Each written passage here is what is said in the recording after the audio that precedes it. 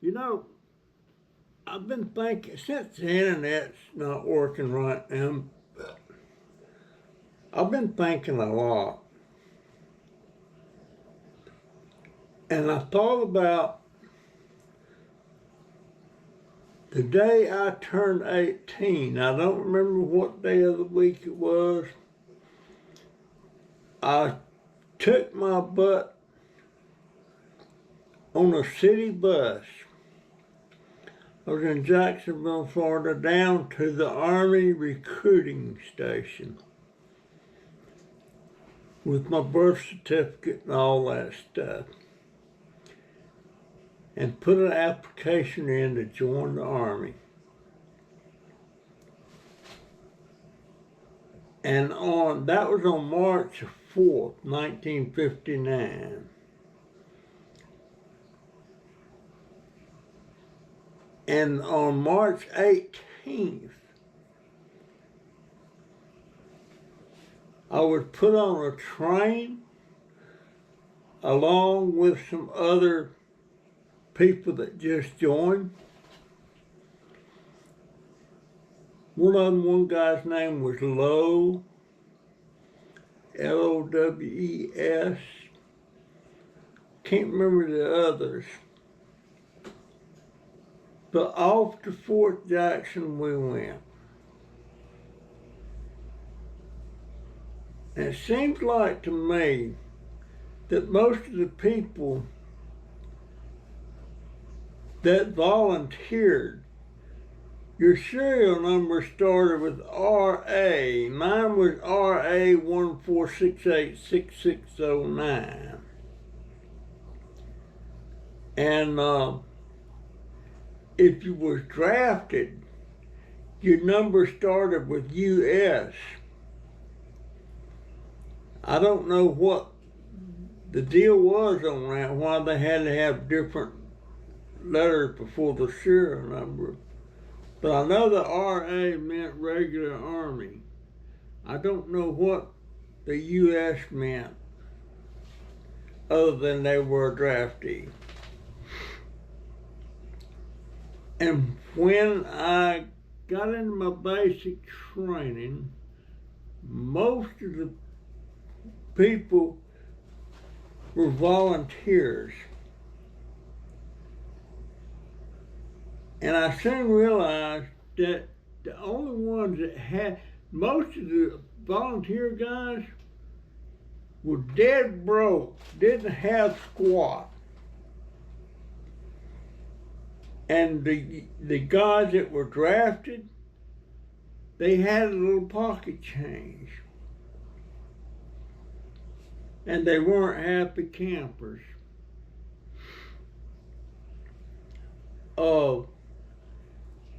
But after about 2 weeks into the basic training, you had 8 weeks of basic.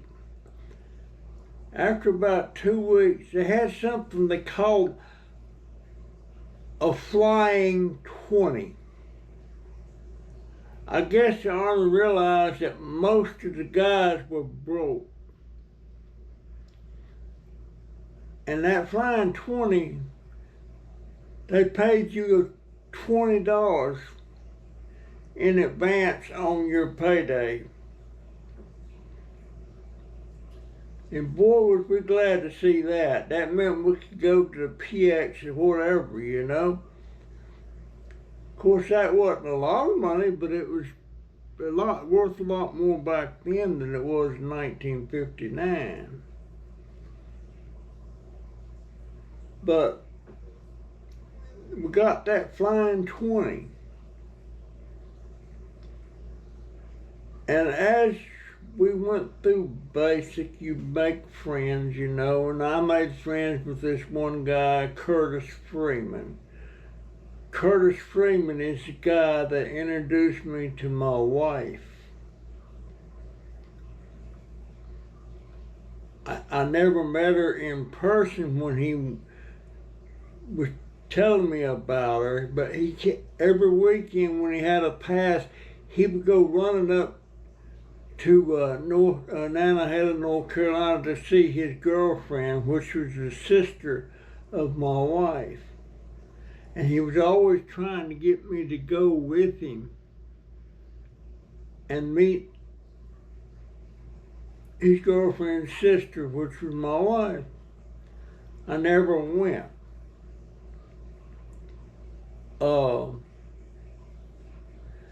But he's one of the, and when the basic training was over, you got your permanent orders. And you didn't go as a group. Individually, you went there, here, and then one of your friends went somewhere else and all that stuff. But Curtis Freeman, he got his orders and I got my order, and we seen them. We had the same place to go, which was at Fort Bragg, North Carolina, the 28th Field Artillery. And Oliver Flowers, another one that I met while I was in basic. And Oliver Flowers happened to be from the same area that my wife lived in.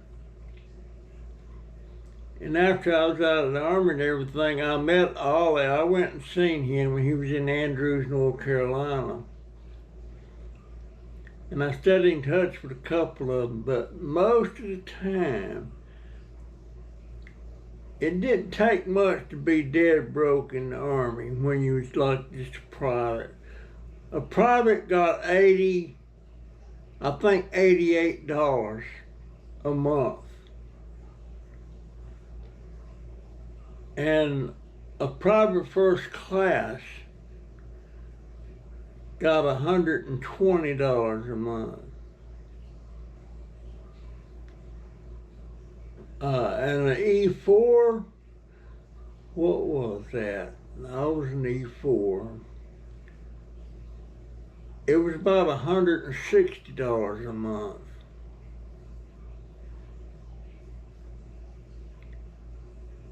And I should have been much higher than, I should have been an E5, which would have been a sergeant. But I wasn't all that spit and polish, you know, like some of them guys was. I was just in there just having a ball. So I never made it past E4, which is equivalent to, I was a Spec 4 specialist. I was a specialist fourth class. I was an ammunition specialist. And the next rank above that would have been a Spec 5, which would have been equivalent to a sergeant. A sergeant and a corporal is an NCO, a non-commissioned officer. And specialist ranks, you get the pay grade, but you're just recognized as a specialist, not a sergeant. In other words, you're not in charge of a group of men or something like a sergeant is. Which I like because you didn't have all the responsibility that a sergeant has, but you make the same money. So nowadays, I think they've done away with the specialist rank. I'm not sure.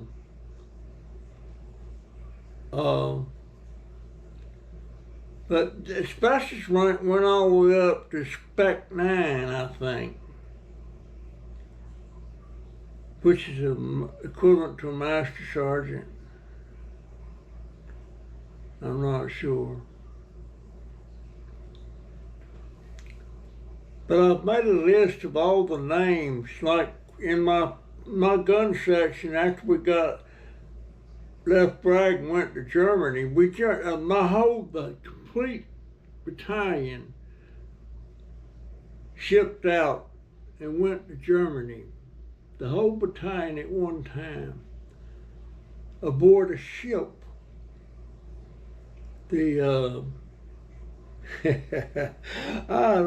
Anyway, I had got in a fight prior to us shipping out, and I had a cast on this right hand. And as everybody was boarding the ship, I got pulled aside by an officer. Said, "You're not going to be able to go aboard the ship." Well, why?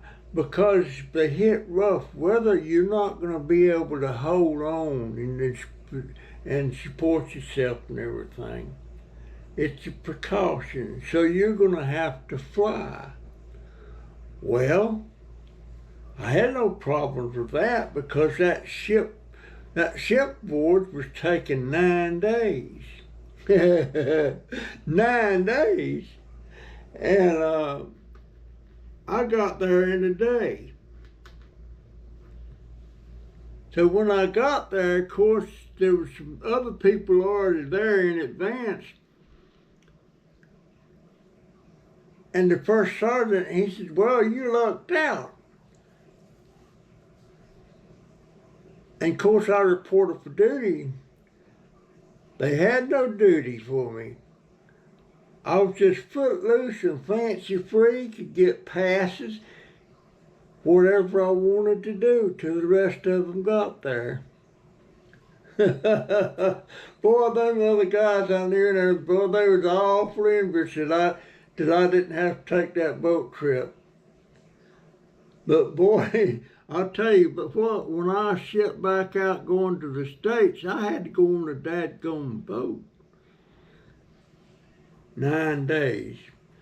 9 days of sick, trying to eat, throwing up, going to the back of the ship to puke over the rail. Big mistake because the wind's blowing up over the backside of that thing. And if you puke, it blows it right back in your face. And the funniest thing I ever saw now was this guy had glasses on. He was seasick and he threw up. And he turned around, and I don't know if he was looking at me or not, but that puke was all over his face, his glasses, and everything. I felt so bad for him. But man, I was sick for 9 days. And I don't know if you've ever been aboard a ship that hits rough weather and stuff, and you can feel the ship moving and everything. And for 2 or 3 days after you get back on land, you still feel like you're moving. You know, it just you get your land legs back. So there's such a thing as sea legs and land legs. But as a whole, I enjoyed my time in the military. I enjoyed there's places I've been that I never could have went had I not been in the military. And I did a lot of traveling when I could get leaves and passes, but I never took a pass or leave or something to go back to visit the States. Well, heck, I done been to the States. I was born there. I started going to places like Rome, Italy, you know, Paris, Copenhagen, Denmark, England, what were some of the other countries?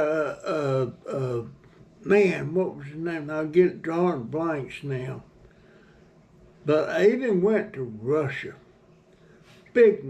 Worst money I ever spent in my life. That was over $400 for that trip. $419. You had to stay with the group. You couldn't go out on your own visiting with the locals or nothing like that. They only showed you what they wanted you to see. Big mistake. But I enjoyed it so much. And that castle in that picture I showed you, I could have never went there.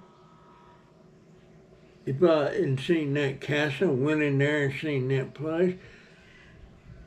And I don't understand how anybody would want to live in one of them things. And there's people living in that castle that I showed you. Braunfels, Germany. And that castle was built in 1200. Almost 800 years old. Maybe that was the deal back then. I don't know. But I went to more than one castle. I went to a castle in Britain or England. I went to about 3 castles in Germany. I went to one castle in France. I went to Madrid, Spain, and I can't remember the name of that castle. Saved my neck. But I thoroughly enjoyed my time in the Army. And every time I think of somebody I hadn't thought of in a long time that I met when I was in the Army, and I just remember one name I need to put on that list. Elvis Presley. I met Elvis Presley in person in Frankfurt, Germany.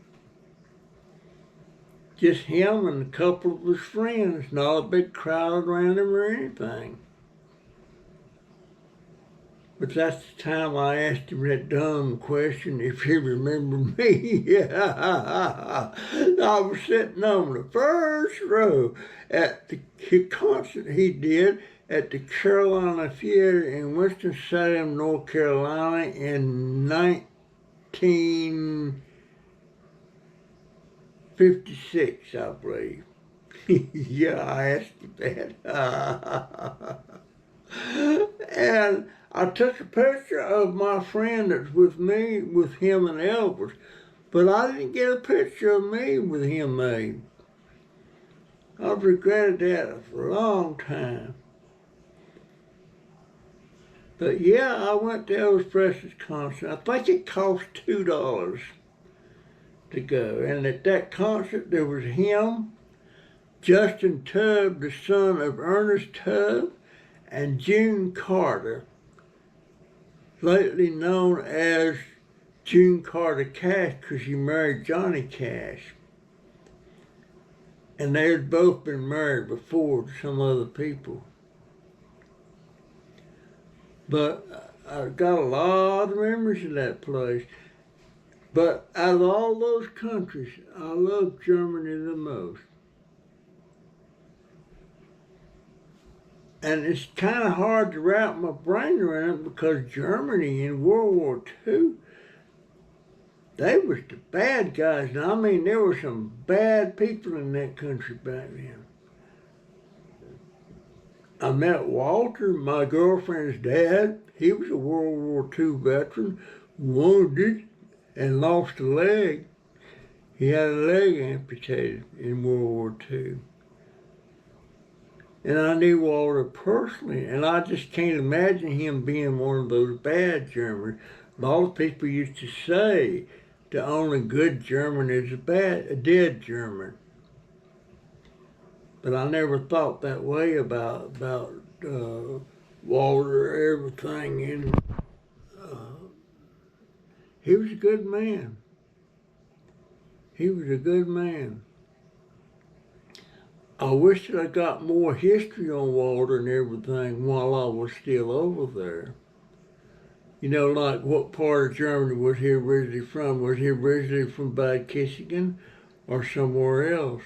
And how long was he prisoner of war and stuff like that? And I wish when I'd have left, I'd have shook that man's hand and give him a hug.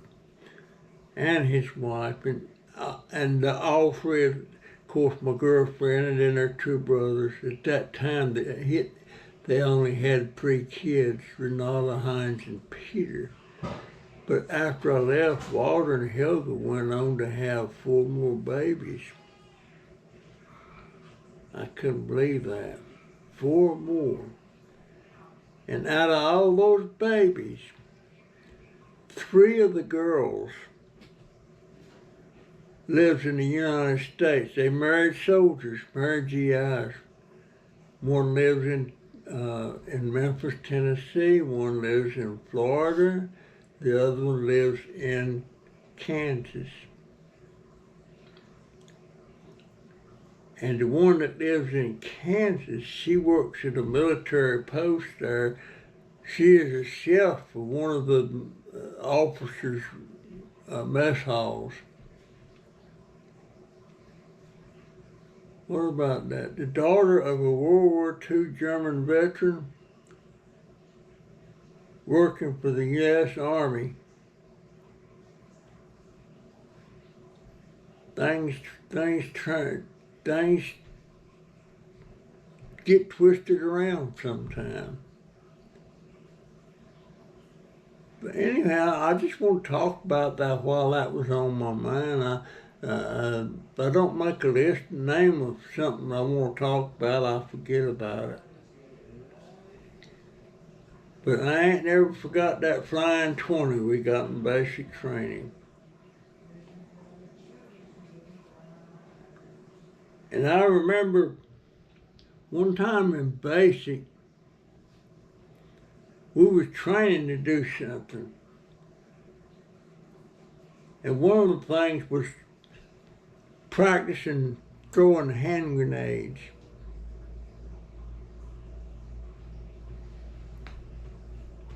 And you go down in this little dugout hole, and you got the hand grenade in your hand. You pull the pin, and when you pull the pin out, there's a clip on that thing that when you open your hand to throw the hand grenade, that clip flies off, and that sets the timer on the hand grenade, and you better be throwing it real quick. And I got down in the hole doing my turn, and I pulled that pin, and then I let go and ran the clip flow, and I was going to throw it, and I dropped it.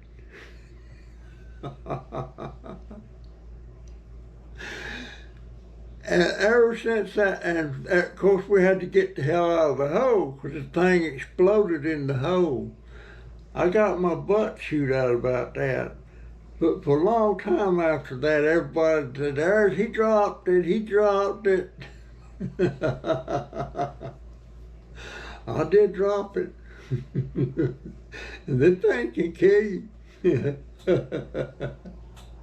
But I sure dropped that thing. I don't know how I dropped it. And I didn't get to do a do-over that day. They wouldn't let me back in the hole to try another one. They made me practice with some practicing the next day to throw one. And I didn't have no problem with that.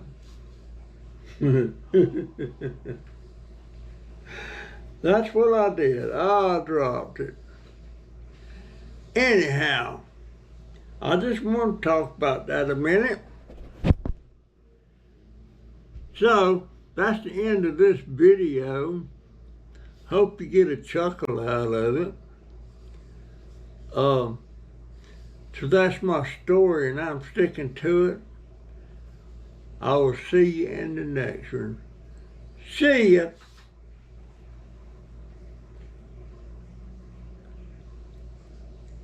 GoPro, stop recording.